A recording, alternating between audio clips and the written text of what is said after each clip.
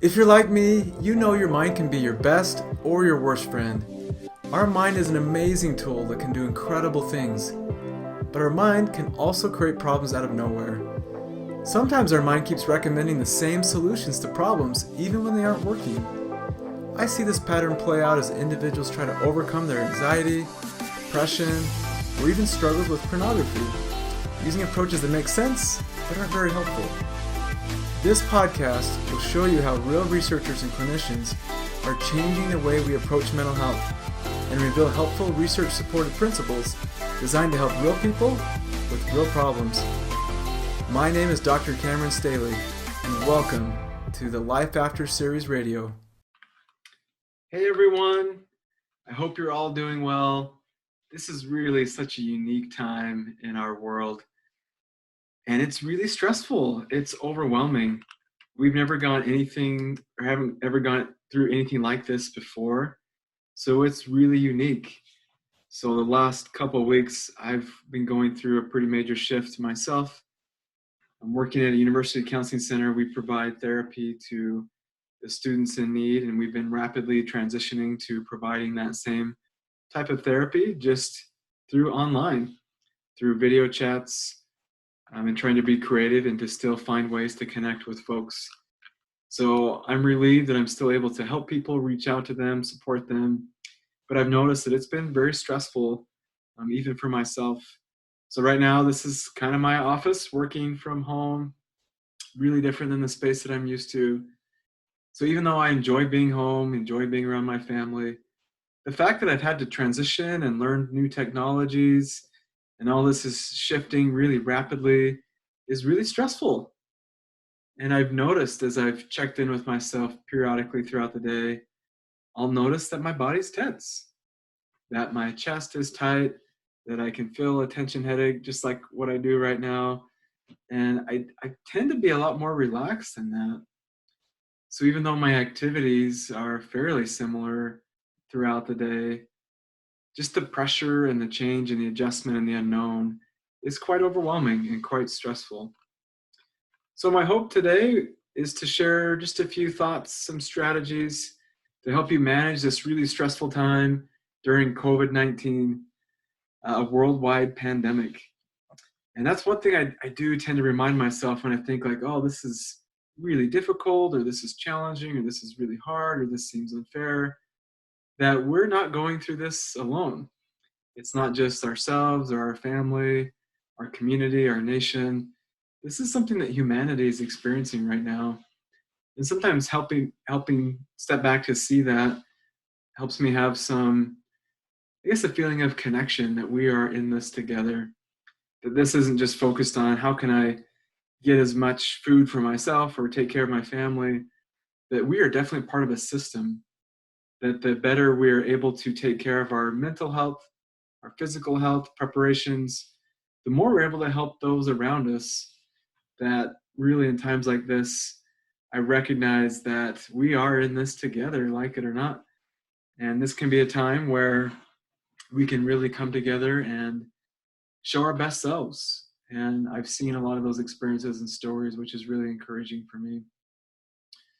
So just a few thoughts on why this pandemic is so uniquely stressful is there is news coverage on this 24/7. So I find myself checking my favorite news station multiple times a day, reading all these articles, and it's helpful to stay informed, but also recognize when it's appropriate to take some breaks, that maybe it isn't healthy to be plugged into news stations all of the time. So being thoughtful about maybe allowing yourself to check the news in the afternoon, maybe in the evening, maybe in the morning, and setting yourself a limit to 2 to 3 times that you're going to check, but you're not going to check 2 or 3 times every hour throughout the day. That's just going to keep our bodies in a state of hyper-arousal, be overly alert, and that's going to not be optimal to help us function through this time. Also with social distancing, that's a term that I had never heard of until maybe 2 weeks ago. So that's a new thing for us. So I get a lot of joy and contentment with spending time with my friends, my family, my colleagues, my kids, And I tend to joke around a lot. Being pretty lighthearted is how I cope, and not having that face-to-face interaction has an impact. I do pretty good solo by my own, but I also recognize I have a balance with that. So too much solo time is not optimal for me either. So I keep reminding myself that social distancing is not the same as social isolating. Those are different things. That I can have physical distance from people at least 6 feet. Often I do more than that because I'm pretty cautious about my own health, but I can still remain connected.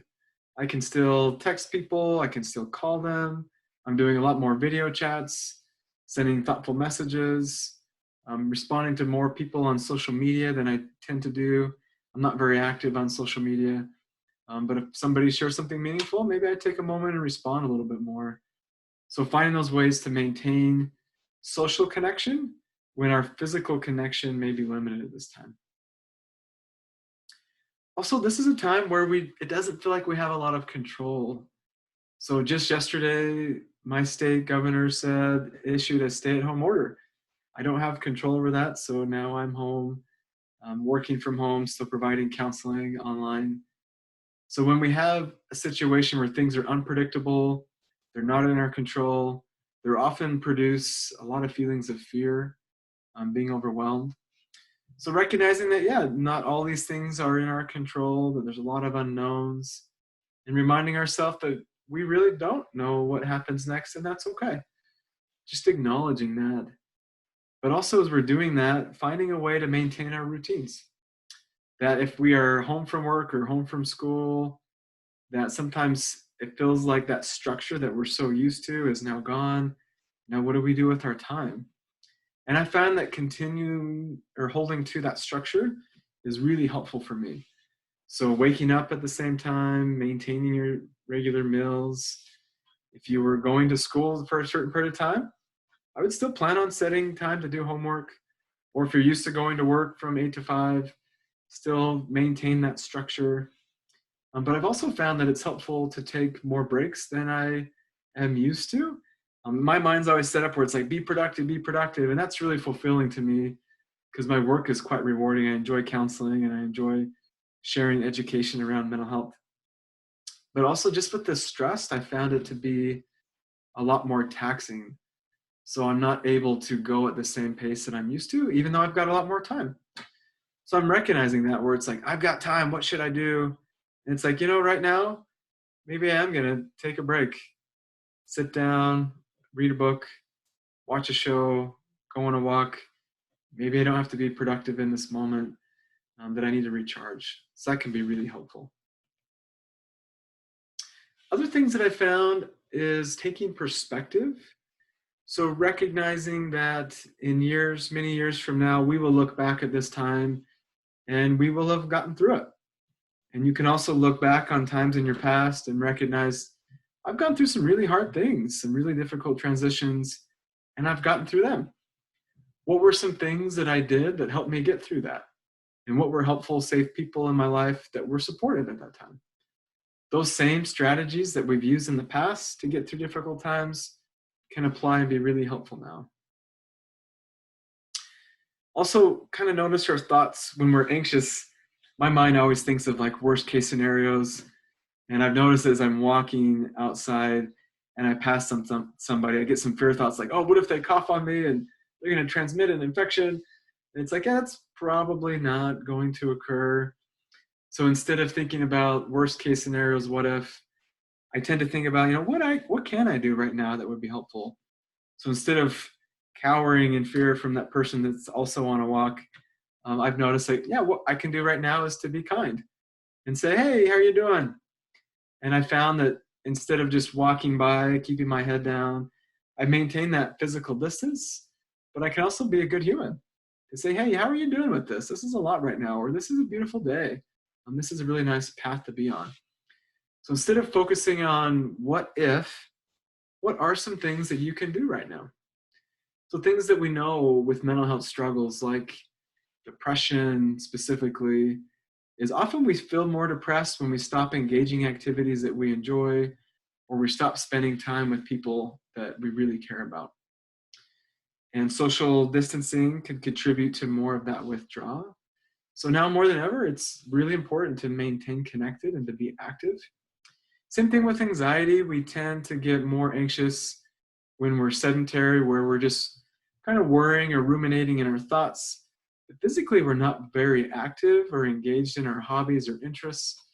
So this is a time, instead of checking the news over and over and over, maybe dust off that old guitar that you used to enjoy playing, or find that paint set that you got for last Christmas, pull out that canvas and get your paintbrush out. There's a lot more time for some of us to engage in some of these hobbies, but also think about ways that you can serve other people that may be physically unwell at this time or emotionally pretty overwhelmed. So attend to yourself, but also take opportunities to attend to other people.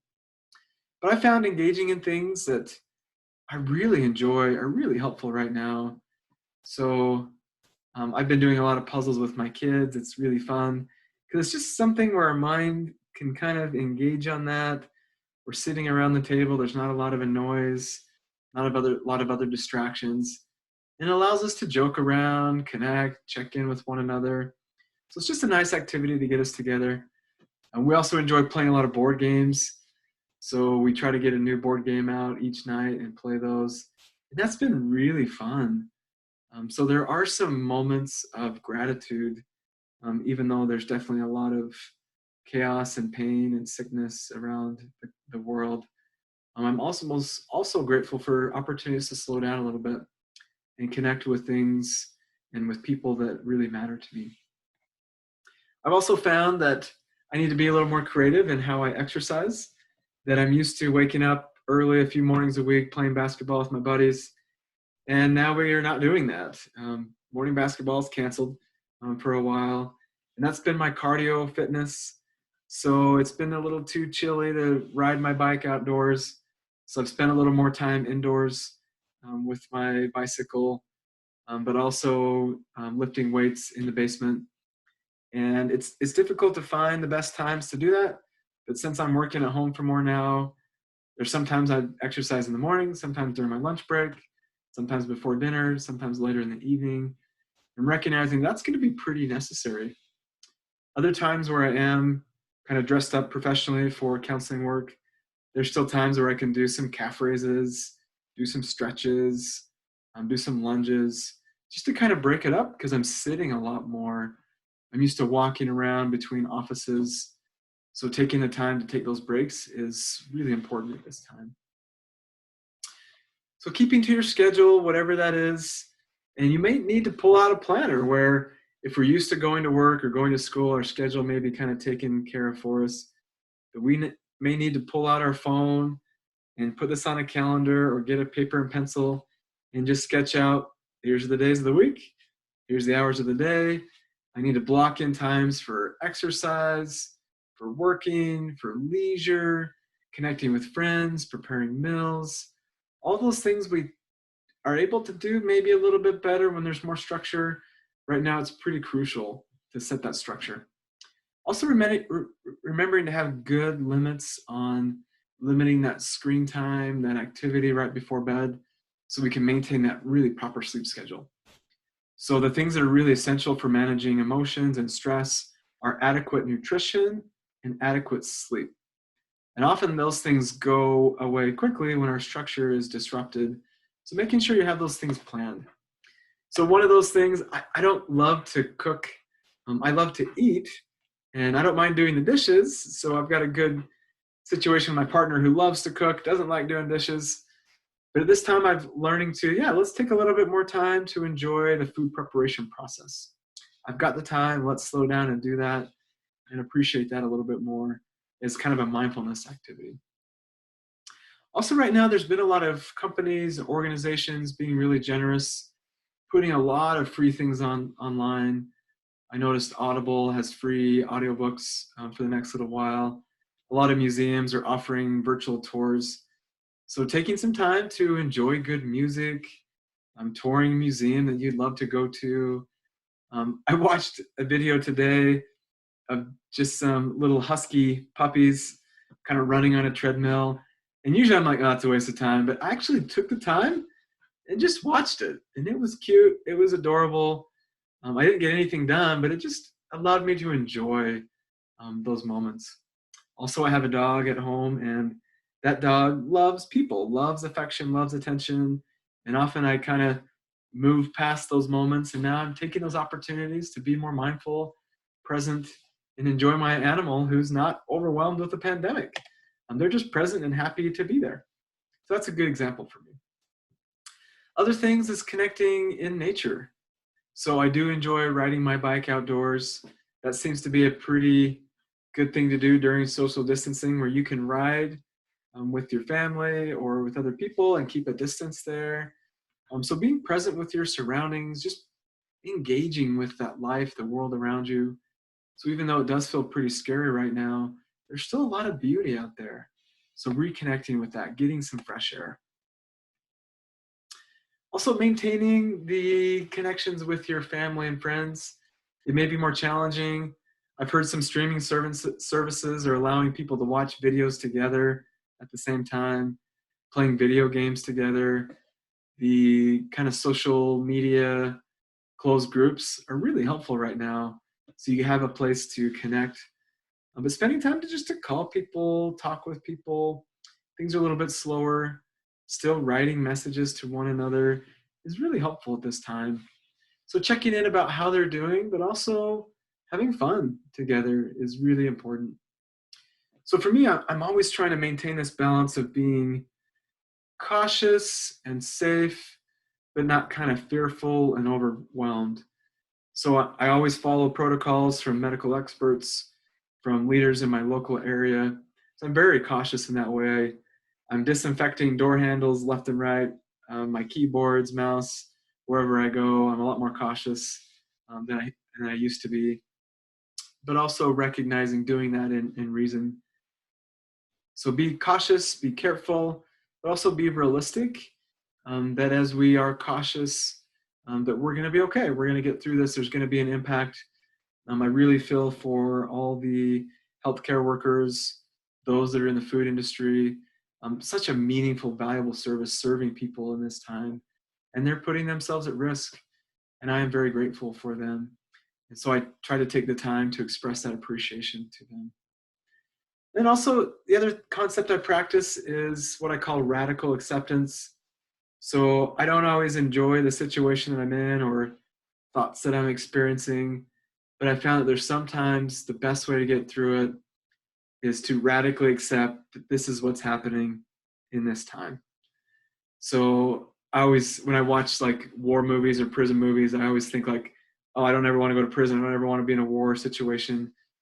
But the people that tend to do better in those situations accept that they're in combat, or they accept that they're now in a penitentiary. What are the new rules now? How do I learn those? How do I survive? How do I cope? How do I adjust? Those that say this isn't happening or this is unfair tend not to do as well.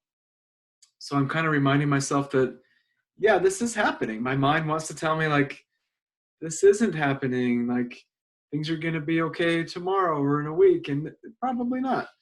So recognizing that this is what we're doing right now.